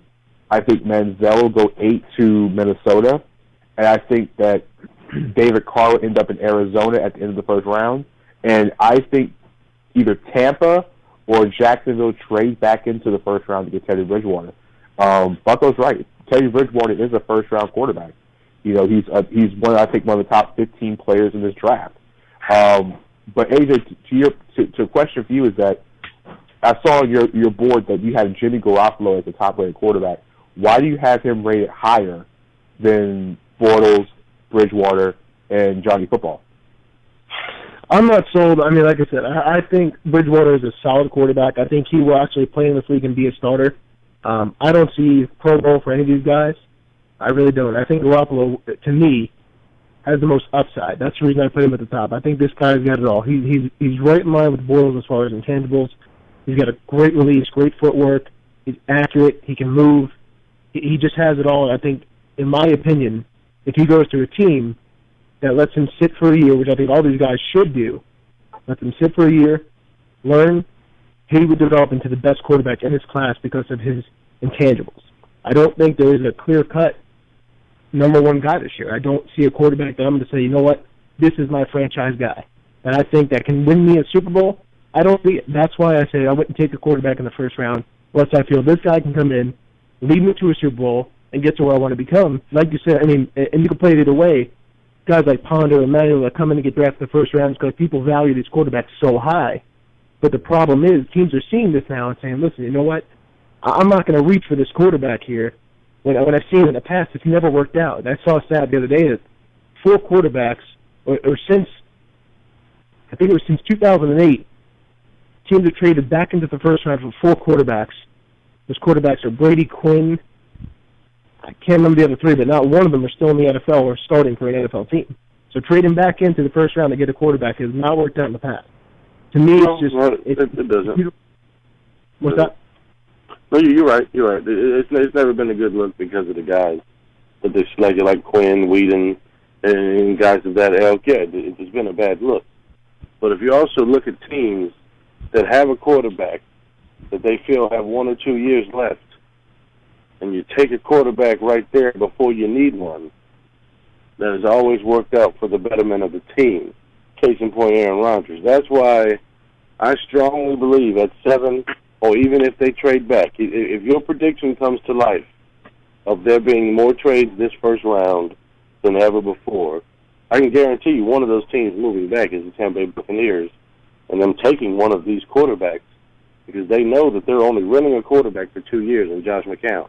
You know Mike Glenn is not the future. You know Josh McCown is not the future. And under a Lovie Smith coach football team, you're not going to pick in the top 10 again. You're just not going to. The Bears never did. We're not going to be in the top 10 in draft selection. This is our best chance at a quarterback right now. That's why I feel Teddy Bridgewater, Blake Bortles, Johnny Manziel, one of those three are going to be in Tampa. That is my bold prediction for tomorrow's draft. I like Manziel in Tampa. And they're saying that they like him and they're very interested now. They like all three of them.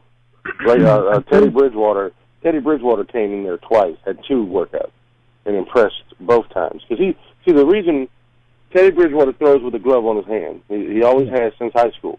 He just likes the way the ball feels with the glove. Some scout convinced him that it would be better for him in the pro day to throw without the glove.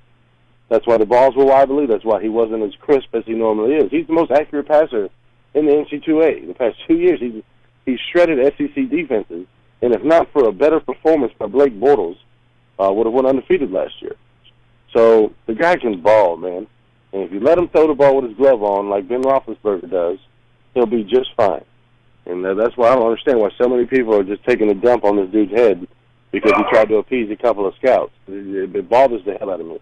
And if you let him fall to me, thank you. Now I'll be winning my division for the next 10 years instead of Drew Brees and them guys. I like that. Whatever. It's a great breakdown, great lively discussion about the quarterbacks and the value of taking them early or trading back up to take some of these guys. But let's talk about some of these other positions. I mean, even though the position doesn't, even the running back position doesn't have as much value as it used to, the quarterback has kind of risen above that. Let's look at. I got AJ. I got your draft position rankings up that you have on barbershopsports.com. We got Bishop Sankey.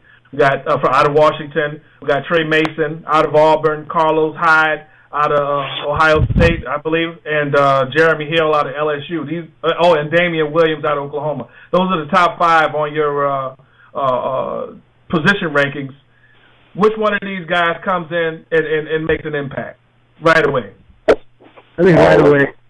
Yeah, I mean, I kind of have to agree with Bucko there. I like all these guys. I think they're all starters in the NFL, and fortunately the running back position has really dropped off. But Sankey reminds me a lot of Ray Rice. Not sure if you guys watched some film on this guy, but he does it all. Oh, he's quick, shifty, catch the ball. He's good.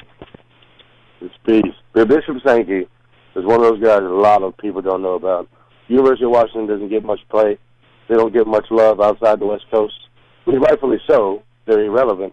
But Bishop Sankey is a damn good running back. Kind of that Doug Martin, Ray Rice mold. He's dead on the money with that. LaChase Seastrunk out of Baylor is another one I'm really high on. Damian Williams, that's basically DeMarco Murray. Exactly. Just said that. Everybody else asked me when I put him up in the top 5 that this guy's 5'11", 222, runs a 4.4. He can do it all, and that's exact. I mean, he's at Oklahoma, so yeah, we're biased to that, but this guy's good. Everybody has him rated going undrafted in 6th, 7th round. This kid can be a starter, just like Murray, in my opinion. There you go. So that's your top 5, and AJ, was so gracious that you 20 different running backs that can possibly be taken tomorrow throughout the draft. Now let's go wide receiver. We've talked a little bit about Mike Evans and talking about our trade talk and who you should pick at what position in the draft. But obviously we got Sammy Watkins out of Clemson, Marquise Lee out of USC, Odell Beckham Jr. out of LSU, Brandon Cooks out of Oregon State. Now those are the top 5 that AJ has for the wide receiver. These guys, obviously, Sammy Watkins, big guy, Mike Evans, big guy. They're both fast, great hands.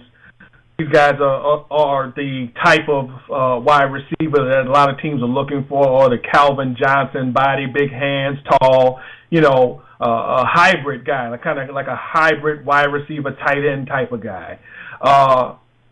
Now, let me just go to your mock draft here, AJ.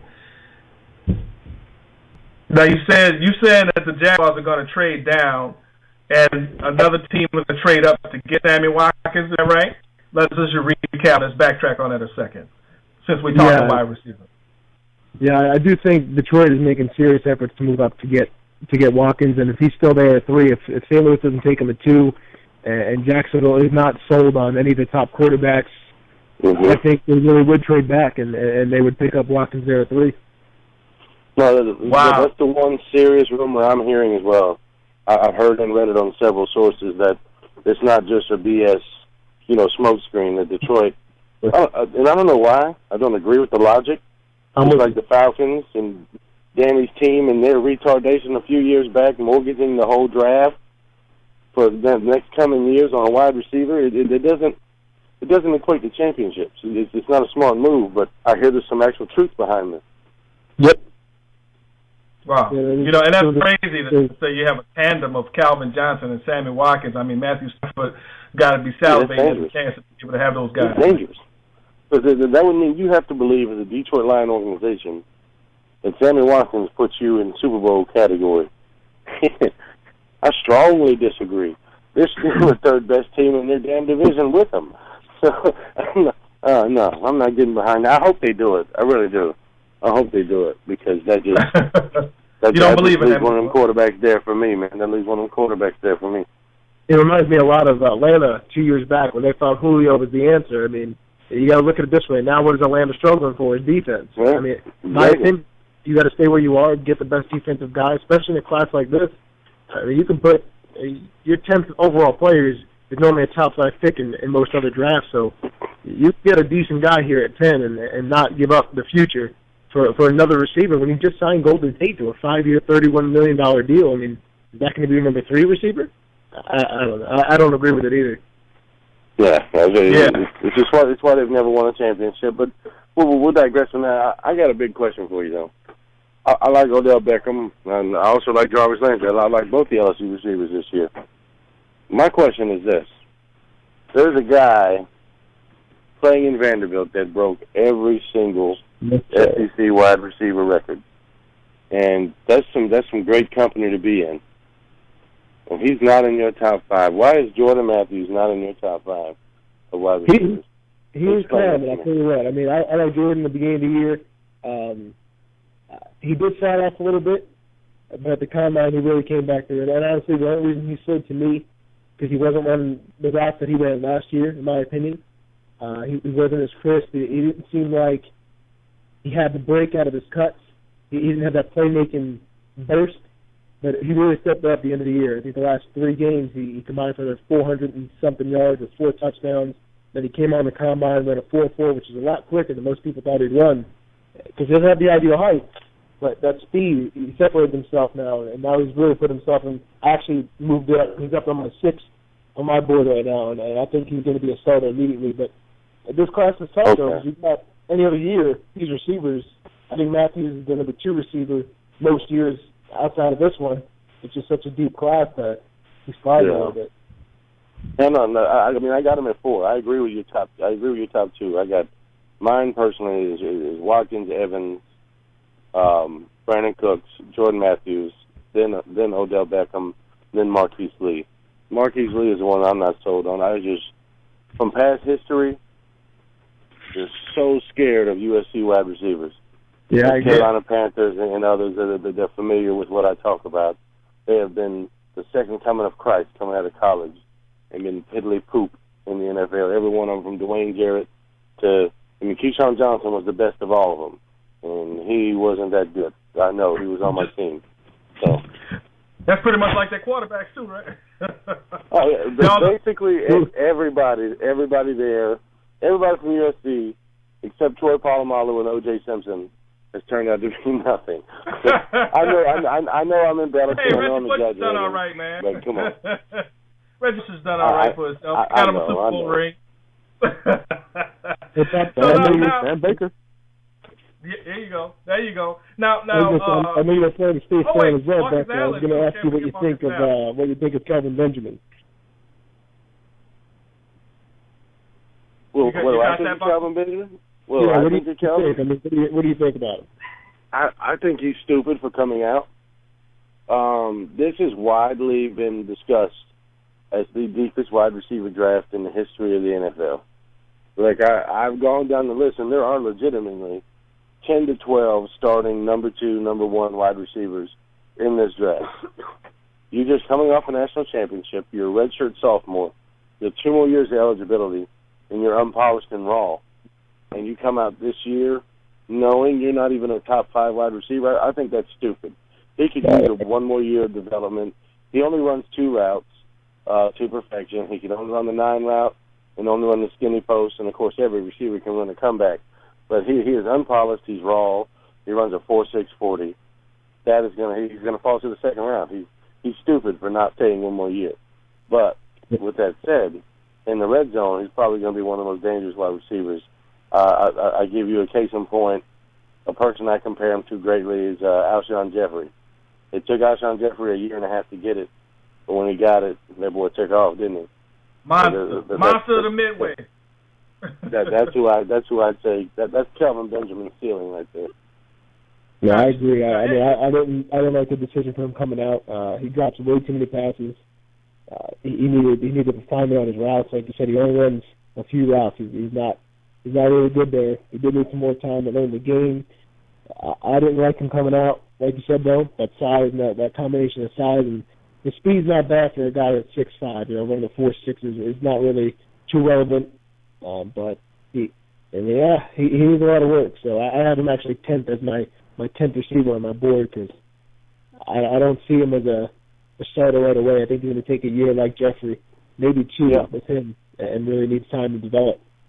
Yeah, absolutely. Gotcha. He'll be a second-round steal to a team like Pittsburgh or somebody who has, depth at that position and he can grow. Yeah, no, he'll be great one day, just not today.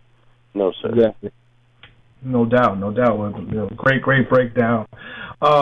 Now, guys like Jimmy Graham, today the NFLPA just filed a grievance with the NFL, on behalf of Jimmy Graham and labeled it as a tight end, but that caliber of player, that Gronkowski, that Jimmy Graham, everybody's looking for that next guy.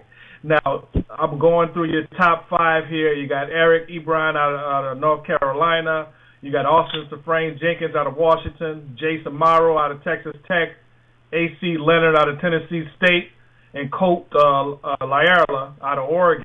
Out of those 5 guys, are any of these guys potentially the next Jimmy Graham, Rob Gronkowski type tight end in this league, AJ? I don't think so. I mean, Ebron's good. I don't see him as a Jimmy Graham. I see him more along the lines of we compare him to Vernon Davis, but I don't see it. He's not as explosive. I mean, he runs a 4.5, but he hasn't played that fast, and he needs a lot of work. He's still pretty raw. I actually like Safarian Jenkins out of Washington, another guy out of Washington that doesn't get that exposure he deserves. He just ran a 4.56 at the combine for the Jets. This guy's good. He's got good hands, and if he had more exposure, he can actually block too. He can actually block. Exactly. Yeah. No, everybody's so high on Eric Ebron. I'm not. I live in SEC country, ACC country. I watch North Carolina. I played against North Carolina. He is good, but he is not Jimmy Graham. He is not Rob Gronkowski. He is not Vernon Davis. The best tight end in this draft, if not the Jenkins kid, my favorite is Jason Morrow out of Texas Tech. I think he has the most ability as a pass-catching tight end in this league, kind of a Dennis Pitta, that type of mold, just reliable, going to catch every damn thing and runs crisp routes. I'm really, really in love with Jason Morrow, and I see actually New England taking him right there at 29 and running those 2 tight end sets again and being in trouble. So that's my favorite tight end, Jason Morrow. I think he's the class of the draft. No doubt. I mean, everybody's looking for that guy that can be that matchup problem. So we'll see how he develops, Bucko, and how everything plays out during the draft. Now let's switch over. We're talking offense. Let's switch over to the defensive side of the ball. Obviously, Jadeveon Clowney is the talk of the town. I got to say, I can't get out of here without talking a little Who Dat Nation talk, man. I'm from the NO. It's 504. Hey, I have you to give you a chance to talk about your Bucks. Let me talk about my damn thing for 30 seconds. Yeah. I see on my man AJ's defensive end board here, and your top 5, you got Jadeveon Clowney at number 1. Number 2, you got Coney Ely out of Missouri. And as I look at your mock here, you got the Saints taking him at 27. How do you feel about that? That this player and his ability to make an impact in the league. And the second part of that question is, how do you think he would fit into the Rob Ryan defense? I like Ely a lot. It reminds me a lot of Anthony Spencer. He can tackle. He can rush the passer. He's a perfect 3-4 end. He can also put his hand down when they change up their 4-3 scheme. He's good. He's kind of a tweener, and Rob Ryan loves that. He made the most out of Anthony Spencer. He was there, had his Pro Bowl season, 10 sacks. I think he could do the same with Ely. And across from Cameron Jordan, I mean, he's going to create nightmares for quarterbacks. I think when you're playing the NFC South, there's Cam Newton and Matt Ryan, you're going to have pressure on the quarterback, and I think Rob Ryan would love to have another pass rush off the edge like Ely. Oh, no, you're damn right. I love Coney Ely. I think he's a great player. I think he was head and shoulders above what Michael Sam was on that defensive line. Michael Sam got all the credit, got all the publicity, co-SEC Player of the Year, things of that nature. But Coney Ely was the real factor coming off the edge. I think he's a beast. I don't think he goes to the Saints. I don't think he lasts that far. The latest he'll go is probably Arizona, right there at 20, in my opinion. But I do have the Saints taking a pass rusher, and I'm pissed about who I got him taking too. But in my mock, I had him taking D Ford out of Auburn, who was just as dangerous in my opinion. And Rob Ryan will find ways to scheme pass rush with these prolific pass rushers, and I don't like to see it. I really hope that they go another route and maybe take a wide receiver or something. That's what I hope on. But you can hope in one hand and you know what in the other, and see which one fills up faster. So we'll see what happens. No doubt. I mean, and you know, you got to get pressure on the ball. Bottom line, you know, and that, you know, the NASCAR division, the NFC South, Matt Ryan, you know, you got of course Drew Brees, you know, Cam Newton, and Tampa is trying to figure out what their situation is going to be. Whether it's, you know, McCown is the guy, kind of like a stopgap until they find the guy or what have you. But you know, bottom line, you got to get pressure on the quarterback in this league, whether it's coming from the bookends, you know, or these top-notch linebackers like, you know, Patrick Willis and guys that, you know, Luke Kuechly, guys that can, you know, rush the passer. Now, you know, you got Buffalo jumping up for Khalil Mack. We're talking about linebackers real quick. You got C.J. Mosley, Anthony Barr out of UCLA, C.J. Mosley out of Alabama, Ryan Shazier out of Ohio State, and D. Ford, the Bucko mentioned, out of Auburn. Whether or not we get Coney Ely, Bucko, or D. Ford, I'm happy regardless. Well, you know, you damn well better be. You know, yeah. You know, and as I hear the British lady in my ear telling me it's 90 seconds left, you know, it's just so much that's going to take place tomorrow. You know, we feel like we have a pretty good idea of how it's going to go. AJ's got his mock-up. You know, we'll be getting some more information out, and we'll be following the draft. We'll also have a Google Hangout that will feature AJ, myself, the great Bucko Bruce, and maybe B-Rye, a couple of the other folks, maybe Carletta come in, and we'll recap the draft this weekend on Sunday. That's correct. Yes, so look out for the Fresh Cut, because that's what the Google Hangouts are called. The radio is inside the barbershop. Google Hangouts are the Fresh Cut. So look out for an NFL draft recap episode of the Fresh Cut coming up. Man, AJ, I hate when we have to run out of time, man, but we can only do this for so long. We can only share 2 hours of greatness. So I want to thank Carletta for coming in and representing for Barbershop Sports West Coast for the heated debate. You know what I'm saying? Thanks, and I hope this is the last time you come through. I'm going to come more often. No doubt. Well, I want to thank everybody else for tuning in. My squad here, Big, the great Bucko Bruce, AJ, Espo coming through to represent for the Derby, B-Ride, Big Ted, 2 teams in the house, Danny, NBA specialist, the whole squad. I love you all. Barbershop Sports Nation, we out. We will catch you guys. AKA Wu-Tang. No ceiling. You know it, baby. You know it. So we love you guys, man. We'll see you guys next week. Everybody have a great night. All right, you too, guys.